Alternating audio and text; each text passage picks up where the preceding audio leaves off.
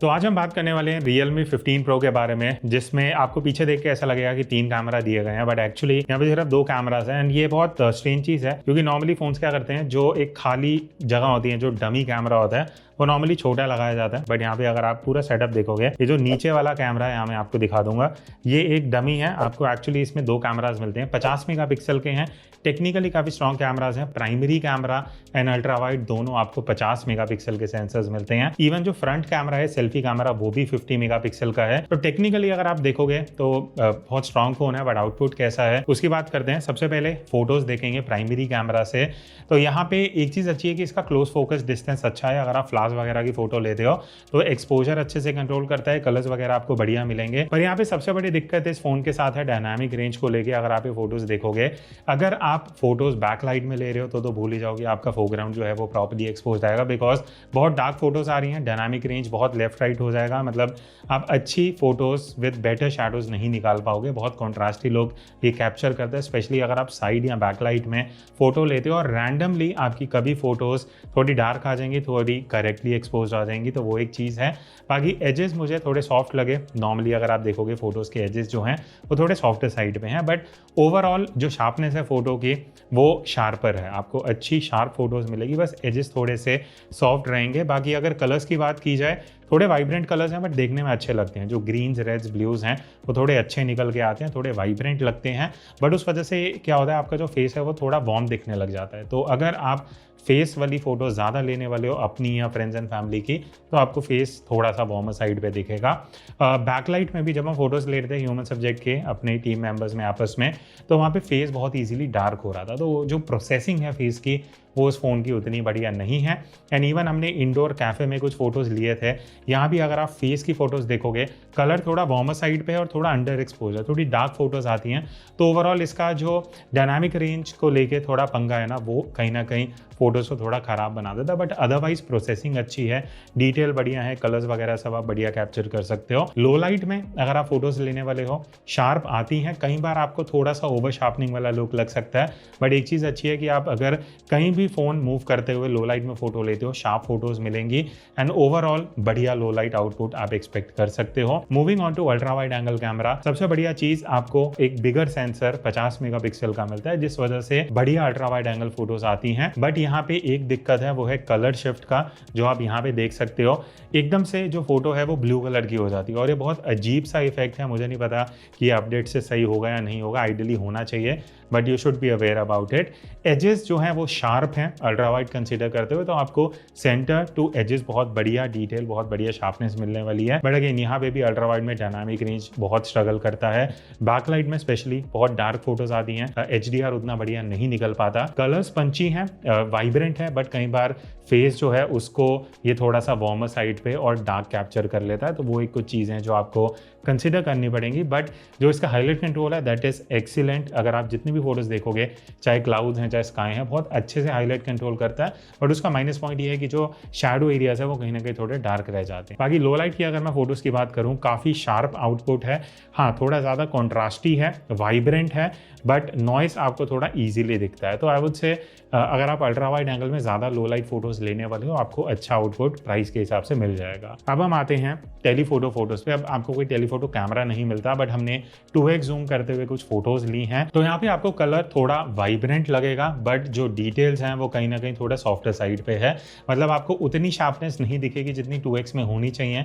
तो वो एक चीज़ कहीं ना कहीं आप नोटिस करोगे। बाकी यहाँ पे भी शैडो डिटेल्स काफ़ी पुअर हैं, काफ़ी डार्क शैडोज क्रिएट होती हैं, स्पेशली जब आप बैकलाइट में फोटोज लेने वाले, तो डायनामिक रेंज उतना बढ़िया नहीं आएगा। एंड फेस की अगर मैं बात करूँ, 2x में अगर आप जूम करते हुए फोटो ले रहे हो, वार्मर साइड पे रहेगा। यहाँ पे भी फेस डार्क आता है, अंडर एक्सपोज आता है, तो वो एक चीज़ आप कंटिन्यूसली सारे कैमराज में नोटिस करोगे। बाकी लो लाइट में अगर 2x फोटो की बात करूँ तो अच्छा है, कलर्स बढ़िया निकालता है, डायनामिक रेंज अच्छी है, बट कई लोगों के हिसाब से थोड़ा ओवर शार्पन लुक हो सकता है, जो मुझे भी कई जगह पे लगा कि ज़बरदस्ती कुछ ज़्यादा शार्पनेस ऐड किया गया है। अब हम आते हैं पोर्ट्रेट मोड पे। तो देखो, पोर्ट्रेट मोड में 1x 2x दोनों के ऑप्शंस हैं। मैं दोनों के बेसिस पे रिजल्ट शेयर कर रहा हूँ।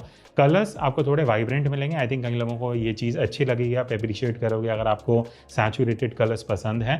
बैकग्राउंड को ये बहुत अच्छे से प्रोसेस करता है, एकदम बढ़िया हाईलाइट कंट्रोल है, बहुत अच्छा डिटेल रिटेन करता है स्पेशली बैकग्राउंड में। बट जब फेस की बात आती है वहाँ पे स्ट्रगल करता है। फेस बहुत कॉन्ट्रास्टी है, वार्म कुछ ज़्यादा ही है, कैप्चर करता है फेस को, और डार्क फेस रहेगा। मतलब आप जितने भी फोटोज देखोगे आप देखना जो फेस है वो कहीं ना कहीं डार्कर है और कॉन्ट्रास्टी है।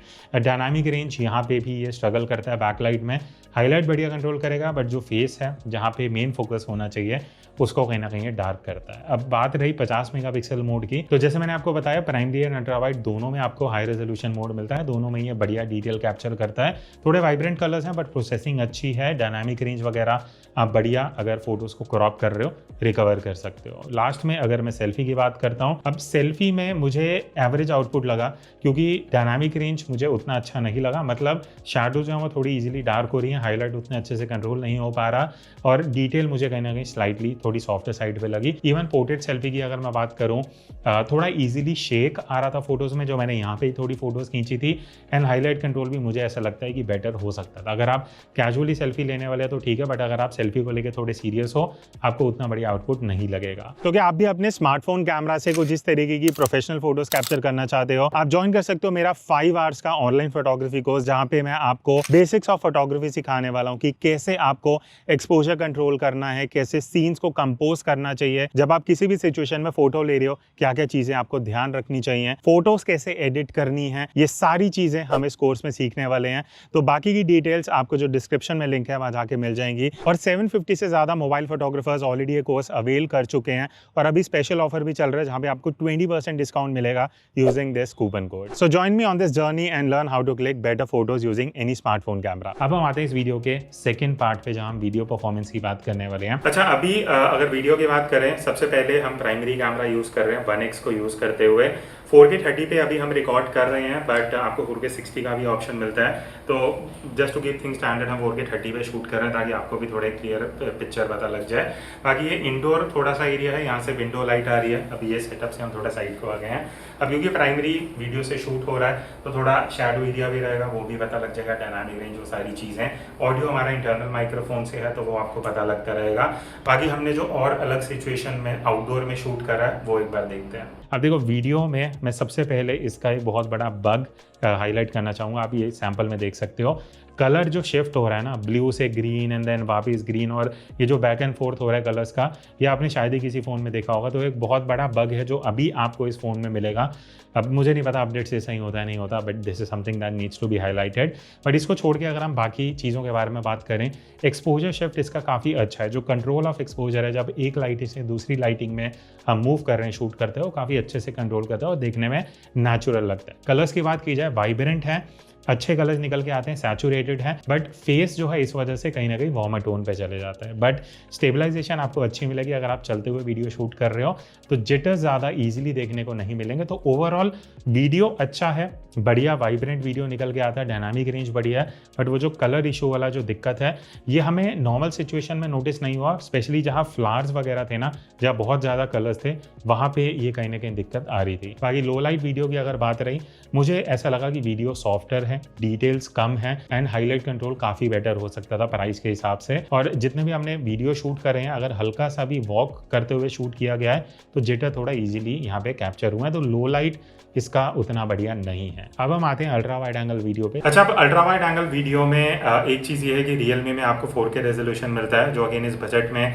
आपको थोड़े कम फोन्स देते हैं। इजीली आपको 1080p ही मिलता है, 4K यहाँ पे मिल रहा है, वो एक चीज़ है। अभी हम जो है वो थोड़ा इंडोर लाइटिंग में है, सो दैट आपको एक आइडिया लग जाए कि अगर आप ऐसी लाइटिंग में भी शूट कर रहे हो घर के अंदर तो कैसा आउटपुट है, या अगर ये विंडो लाइट पे मैं शूट कर रहा हूँ, बैक लाइट, वो सारी चीज़ें आपको पता लग जाएंगी। बाकी ऑडियो इंटरनल माइक्रोफोन से है तो वो भी एक आइडिया रहेगा कि अगर आप एक्सटर्नल माइक यूज़ नहीं कर रहे, फ़ोन का ही माइक यूज़ करते हो, तो आउटपुट कैसा है। बिकॉज ये अल्ट्रा वाइड एंगल है तो आई अंडरस्टैंड थोड़ा नॉइस एरिया भी होगा, तो वो भी एक आइडिया पता लगेगा कि लो लाइट में नॉइस को ये कैसे कैप्चर कर रहा है। सबसे बढ़िया चीज़ ये है कि आप 4K 60 FPS तक जाके अल्ट्रा वाइड में वीडियो शूट कर सकते हो। 1x में तो था ही, अल्ट्रा वाइड में भी 4K 60 है, तो एक बढ़िया चीज़ है। 4K रिकॉर्ड करते हुए डायनामिक रेंज काफ़ी बढ़िया निकल के आती है, कलर्स थोड़े वाइब्रेंट है, आई थिंक बहुत लोगों को ये चीज़ अच्छा लगेगा।